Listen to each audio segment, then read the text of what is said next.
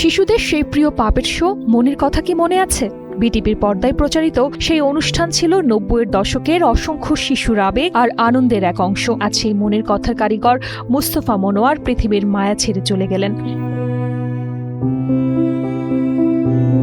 সোমবার ২৯ জুন সকাল ৮:৩০টায় রাজধানীর একটি হাসপাতালে চিকিৎসাধীন অবস্থায় শেষ নিঃশ্বাস ত্যাগ করেন দেশের এই কিংবদন্তি শিল্পী ও সাংস্কৃতিক ব্যক্তিত্ব। পরিবার সূত্র জানায়, গত ১৪ জুন রাজধানীর স্কয়ার হাসপাতালে ভর্তি করা হয়েছিল তাকে। নিউমোনিয়ার ব্যাকটেরিয়ায় আক্রান্ত হয়ে শারীরিক অবস্থার অবনতি হলে তাকে আইসিইউতে নেওয়া হয়। এর আগে ২০২৪ সালের সেপ্টেম্বরে প্রোস্টেট ক্যান্সারের কারণে গুরুতর অসুস্থ হয়ে হাসপাতালে ভর্তি হয়েছিলেন মুস্তফা মনোয়ার। সে সময় লাইফ সাপোর্টে ছিলেন তিনি। পরে ভারতের দিল্লিতে চিকিৎসা নিয়ে সুস্থ হয়ে ফিরেছিলেন।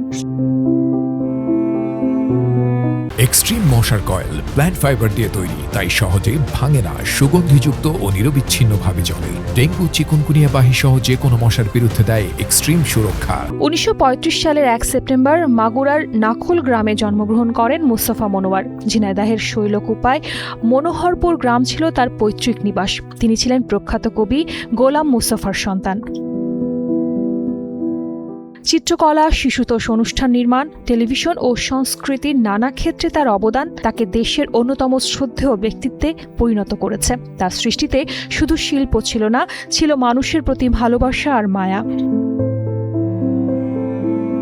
২০০৪ সালে শিল্প ও সংস্কৃতিতে অসামান্য অবদানের স্বীকৃতি হিসেবে তিনি লাভ করেন ২১শে পদক। মুস্তফা মনোয়ারের বিদায় মানে শুধু একজন শিল্পীর বিদায় নয়, হারিয়ে যাওয়া এক নির্মল শৈশবের স্মৃতিরও বিদায়। তার সৃষ্টি আর ভালোবাসা বেঁচে থাকবে প্রজন্ম থেকে প্রজন্মে। শালীন সুমি, কালের কণ্ঠ।